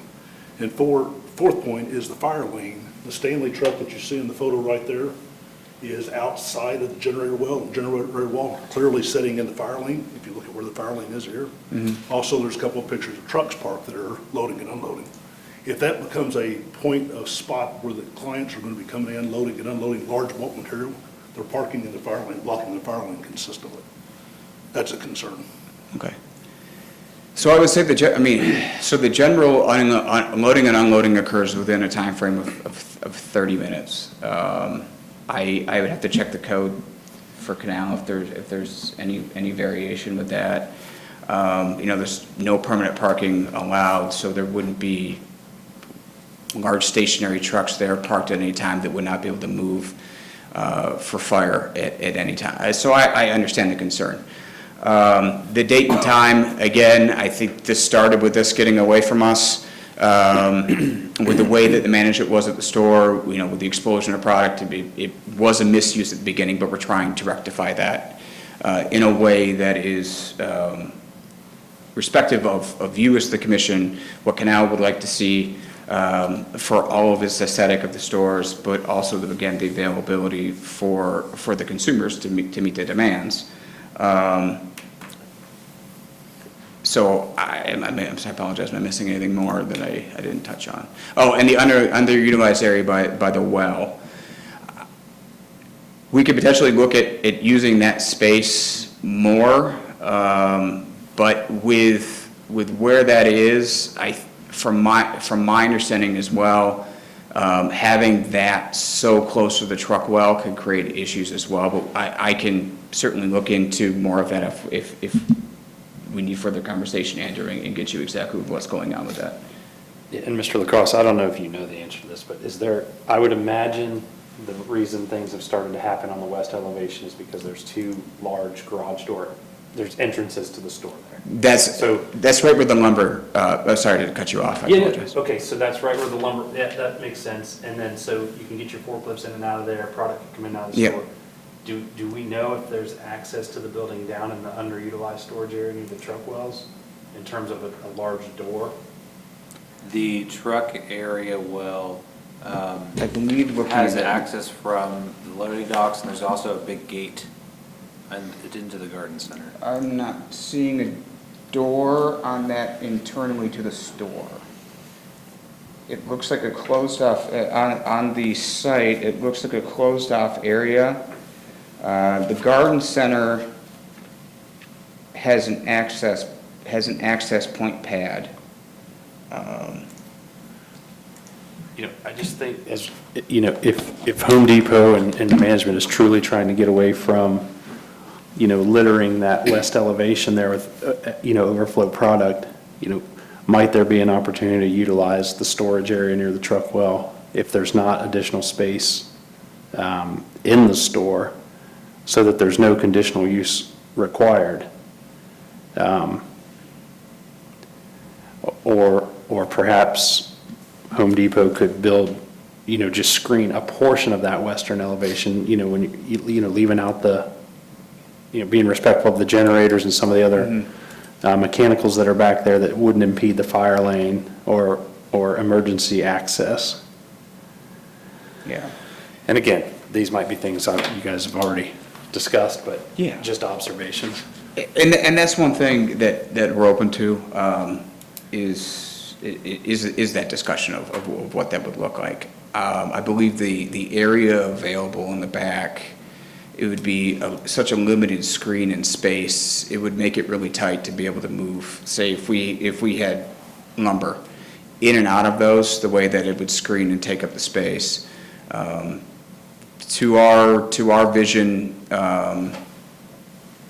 and to speak to the aesthetic, it certainly wouldn't look like said picture there. I believe we were still out of compliance at the time, but when, in 2023, that was moved more towards the line, and we'd be willing to back that up even more if needed, just again, to be able to put that in. Because like you said, that was the intention of all that products. If you're at lumber door right there, a lot of that product that you see is also available right there in the, you know, similar product right there in the store. And if we're in a position of, if customers want A, B, C, and D, and we can only fit A, B, again, in a safe manner where we're not endangering customers who are coming in to shop as well, and our employees, and then able to go so high in a stack height, it makes more sense on our end, again, respectively, of just stack it there, be able to move it in and out as needed.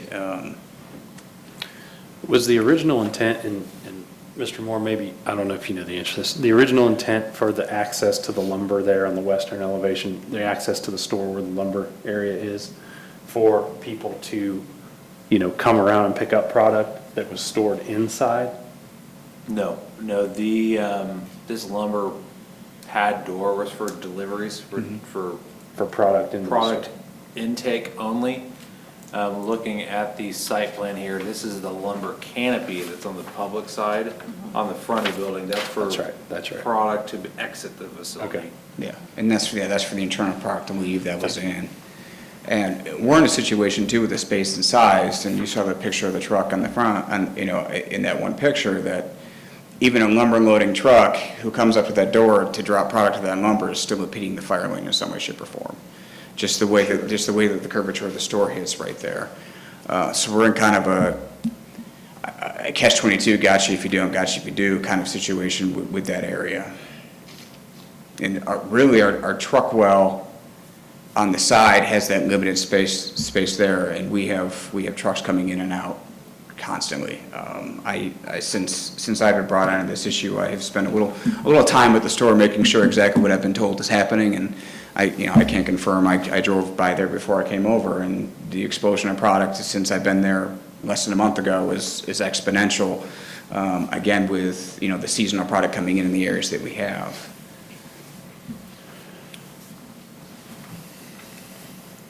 So, and I don't know if this is a question for staff or Mr. Shamp, but the reason the conditional use is before us this evening is simply to allow the display of goods on the western elevation, like a conditional use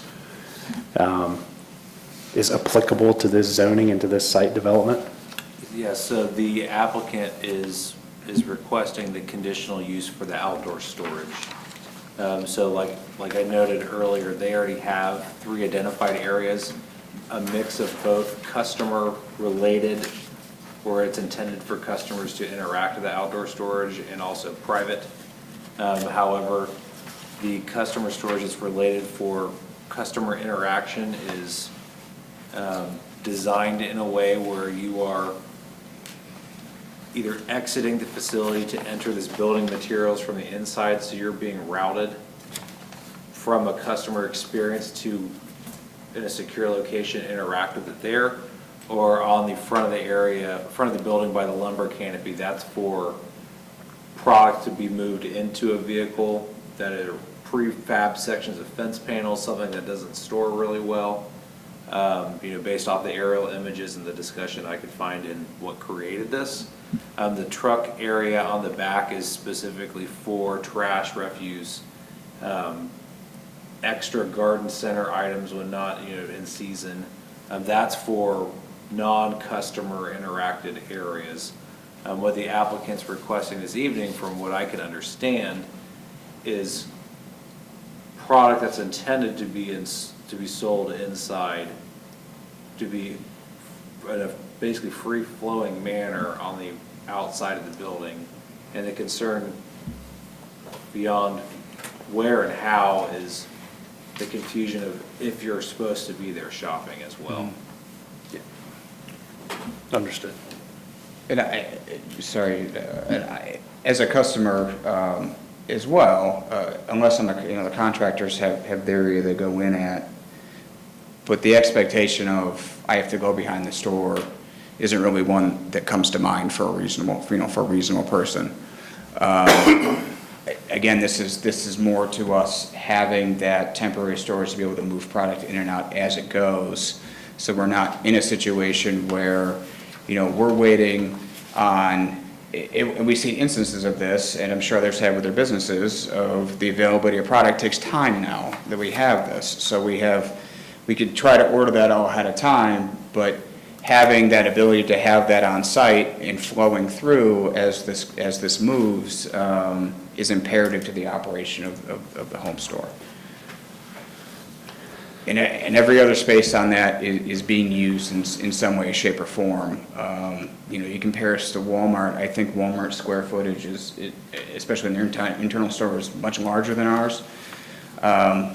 So I would, they have the space, and I'm not trying to say we're different than them, but in a way that we are in the products and services that we offer, and saying, we're special in no means, shape, or form, and I'm not trying to say if we do this, everyone else should, but we just want to be able to do it in a limited manner that makes sense with the property and type of business that we're doing.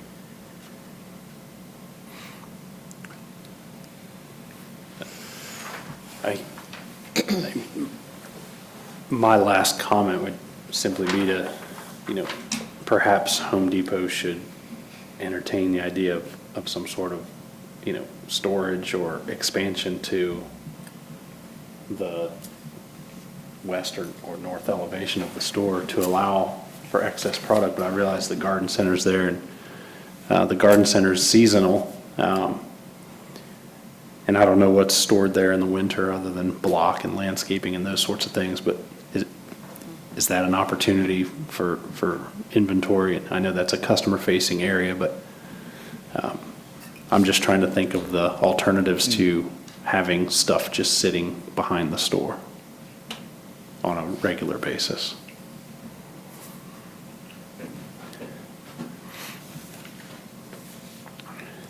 Any further comments or questions for the applicant? For the applicant, I've got a question for staff down there. Go ahead. As they're requesting this, they would only have stuff in a conditional use along that back wall, March through, I lost it, October. March through October, thank you. Yeah, and it would extend no more than within, now the dilemma I have with it, 14 feet out puts it right next to the fire path. Yeah, from staff's perspective, the limited window for the storage becomes a babysitting scenario where you have to ensure it's only within the time frame that's being requested. That becomes a staffing issue for managing it, more or less. The dimensions that are being requested, staff has not, had any confirmation that the 14 feet, it's not dimensioned on any site plan, it's a handwritten note in a corner. It's something that staff brought up with the applicant, is that this diagram has no sustenance to it, other than saying, well, there's not an area that's outlined as a fire lane, this is where we want to put something. And it'd be nice to know what the fire department thinks about that. Yeah, I think something, if something was presented that was scaled and on a site plan that was, put together professionally, that would give the commission something to consider, to look at. That doesn't, change staff's recommendation for how the use is not appropriate, but to your point, it seems arbitrary what the number's been put together here without anything to show it. Okay. Thank you. And in addition to the spacing, if you look at the blocks of yellow, how they're all separated apart, the applicant did a good job this evening, and I tried to find them in aerials for your guys' view as well. And however, there's so much stuff back here, it's kind of hard to see, but do you see all the little yellow bollards kind of sprinkled throughout? These are protecting sensitive areas around the building that the store has surrounded with product. I mean, you can even see in this instance here, there's lumber squeezed in between the bollard and the building. So there are scenarios that are designed to be protected against that have not been, and again, without substantial information, it's hard to even say those are not within the defined yellow areas on this highlighter drawing that was provided.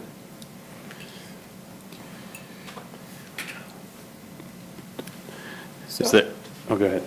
I have a question. What is Canal's policies on storage of material in the parking lot? So in this specific instance, because this site has a conditional use that outlines specific storage locations, the parking lot, based off the 2005 approval, it's kind of hard to see, it gets washed out, but there is a load and go space, which is for, I believe the vehicles you used to be able to rent from Home Depot to take product home with you, as well as trailers for bigger product to be stored. To my knowledge, neither of those two exist at this time. I did talk with the applicant about the Penske box trucks that have a home in that lot, that doesn't, comply with the 2005 approvals.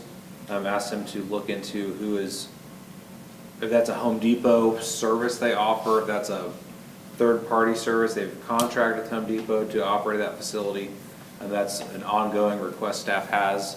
But if you look at specifically the operating restrictions here, it goes through everything that's specifically allowed, not allowed. Something that comes top of my mind is every year I get at least one request from someone that wants to operate a food truck permanently out of the lot. They've gotten permission from the store. However, this operating restrictions says no food.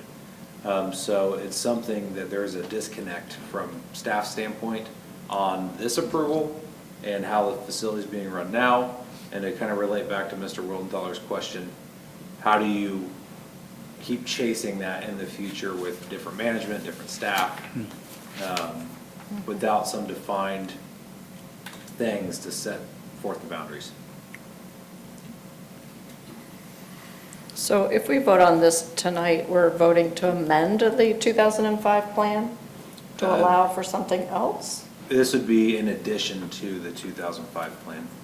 So I guess my question really is, as we look at 8 years down the road, and there are other facilities, not in Canal, but other locations that allow you to store, say, your mulch outside. The gas station across the way allows you to, they have mulch out there. Is there a way that Canal would allow for some of this parking area? Because I go over there all the time, and the box trucks are over on the right-hand side, and there's all this parking that's available. Could they have product in designated areas that potentially have a fence around them that's opened up for customers to Sure. use, so that they don't have to store that extra material in the back, but they could store it, maybe for 5 months out of the year instead of 7? I'm just Yeah, asking what our yeah. regs are. So that is definitely some of those creative thoughts is what staff has asked the store to come up with since January of '23, is to explore some of those alternatives. Like you said, they do have a parking area that is available for parking, but during seasonal sales, it's designated as being the zone to park mulch.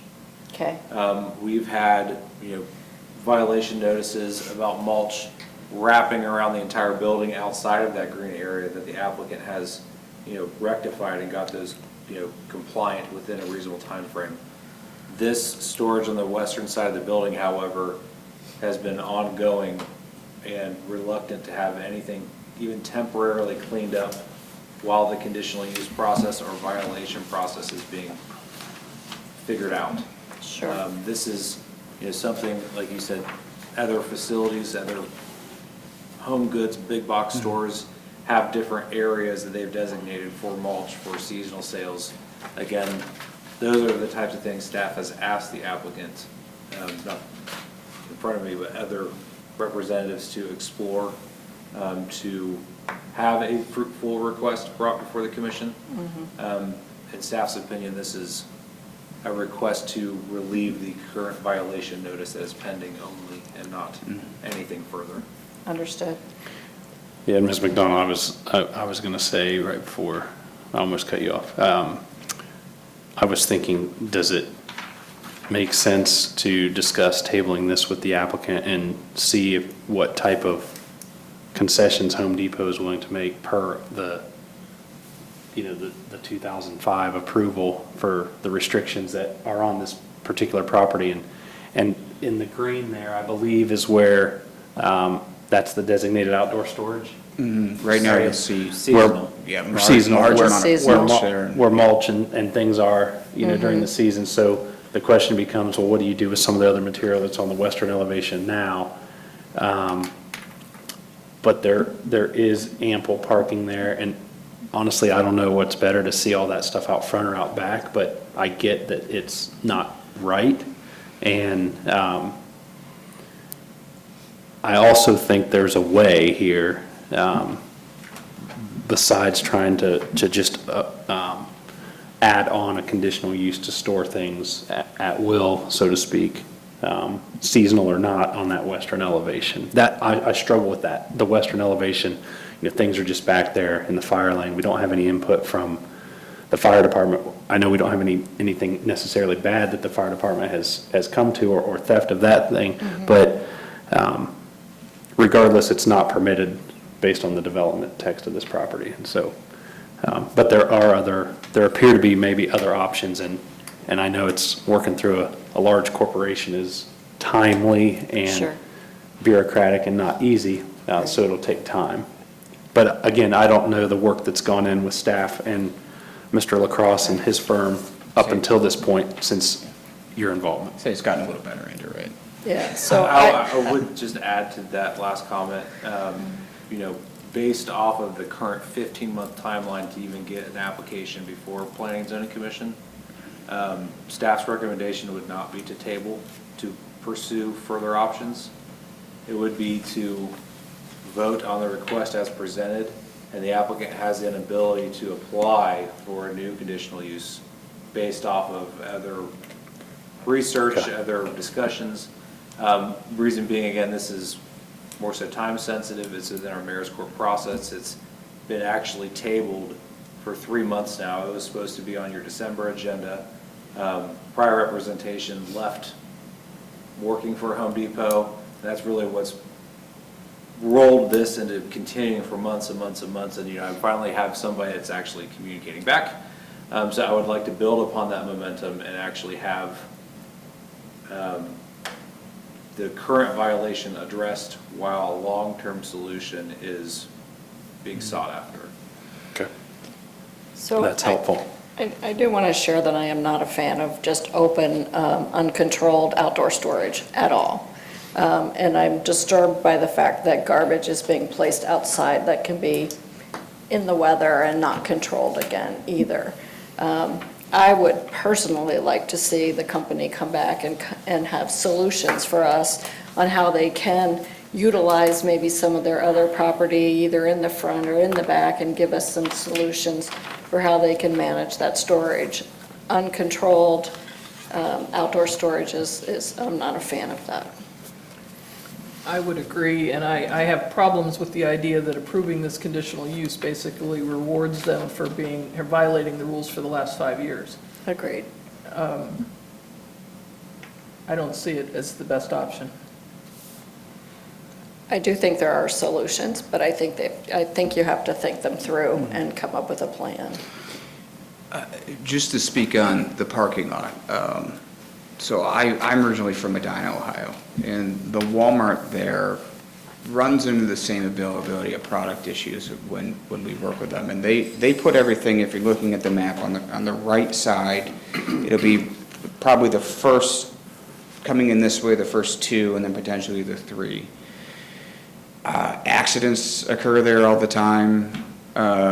You have customers walking in and out, you have people that'll drive down that, and then, if it does become an eyesore, and if we were to drop a storage unit over there, that makes it potentially more of a logistical nightmare than us having the back part of the store. For us, it was the customers generally are not going to the rear. It's safer for the general public to have that there. And again, it creates them safe, but still is the availability of product. I, of course, am more than one to go back and talk to corporate about available options for doing so. And screening was one of those conversations. But it came down to, well, if we screen something, A, where do we put it? If we were to do the back, it would probably impede more than it actually is. And then that area technically is tagged all year long rather than just the multi-months. And again, apologies for the multitude of years of doing this. And again, not to say that what the city is doing shouldn't be any different than what anybody else is doing. But having conversations with my counterparts, other large box stores and retailers and such, when it came down to what the management was doing, this is standard practice for a lot of other areas. So I believe in their mind, it just kind of rolled that way. And then as things happened with the managers and the regionals and representation and us coming on, rectifying this to make it in a way that is amicable for everyone. So. Yep. Any other questions or comments for the applicant? Thank you. Yep. I'll now open it up for public hearing. Mr. Chairman, I move we close. Second. Roll call. Mr. Ritchie. Yes. Mr. Wildenthaler. Yes, Mr. Donahue. Yes. Ms. Gooden. Yes. Ms. McDonald. Yes. Mr. Deeds. Yes. Mr. Pelsgrove. Yes. And I should say that was made by Mr. Ritchie, second by Mr. Deeds. All right. Mr. Chairman, I move we approve CU-24-001. Second. Motion made by Mr. Ritchie, second by Ms. McDonald. Any further discussion? Roll call. Mr. Ritchie. No. Mr. Wildenthaler. no, Mr. Donahue? No. Ms. Gooden? No. Ms. McDonald? No. Mr. Deeds? No. Mr. Paulsgrove? No. So conditional use 24001 is denied. In terms of old new business this evening, the Joe Vino appeal was heard by city council while you guys had a month off in February. They heard the appeal, the applicant filed an appeal to overturn the denial of Planning and Zoning Commission for the two cabinet box signs on that building. City council overturned Planning and Zoning's decision approving the signage 7-0, basically noting that they felt the sign was historic to the building, and that property should be granted an exemption because that signage box specifically to the applicant's account is original to the original tenant. Additionally, City Council heard the appeal for the Columbus Metropolitan Library. Also, last month, that appeal was filed by the adjacent property owner that attended that meeting. They filed an appeal to the variance approval, conditional use approval, and the site development plan approval. After a 6-hour-long discussion, City Council voted to affirm Planning and Zoning's decisions, did not add any conditions to those approvals, and found that the conditions of approval Planning and Zoning had on the site development plan to be reasonable with the concerns regarding the applicant next door, specifically with the understanding that those were minimum standards that the city had set and that the applicant and the neighbor had the ability to work together to find something greater if they chose to do so. So just a little synopsis of a 6-hour meeting for you all. Other than that, working on a couple possible rezoning requests that will be at future meetings for you all. If any of you have neighbors that are doing projects without asking me, tell them to get their variances, because I've looked and we haven't had a variance for a residential project applied for in 1.5 years. So someone's building a pool, not telling me. I'm just warning you all, I'll find them. But other than that, just, trying to stay busy with everything going on. Code enforcement's actually eating up a lot of time. It's a little abnormal. I think council just has lots of opinions they want to get rectified, so. Any questions for staff? I'd just say in the new business, I've talked to staff about this, and I would just like to say on the record that I think the property on Waterloo Street, which is the Hartman Auto Repair, I believe the city is trying to work with the property owner, and I don't know, Mr. Moore, what our options are, if are any, but there are continual, lots of cars parked there for a significant amount of time that appear to be non-drivable and encroaching on the public right-of-way and the sidewalk. So to the degree that the city can work with the the property owner and the business owner, I think, trying to be good neighbors, but also trying to keep it clean and, utilizing the parking on the street for other businesses in the area. Yeah, I know, Mr. Donahue, thank you. I know we've talked with the current manager of that store several times. I know the new mayor is going to reach out and have a conversation in regards to how they're kind of operating in terms of what types of vehicles that are there, how they traverse the site. It is definitely different than the prior occupant. Something just for the commission to be aware of is automobile service and repair is not a conditional use or permitted use in the Old Town District any longer. It got removed in the mid-2000s. So as soon as that property owner goes to sell to somebody else, that use is no longer grandfathered in because it's changing ownership hands. So that type of use would cease at that time. Not saying it changes any of the parking behavior or how that happens, but it's something just to be aware of. That type of use won't exist in the long term. Thank you. Any other new business? Mr. Chairman, I move we close. Second. Motion made by Mr. Ritchie, second by Mr. Wildenthaler. Roll call.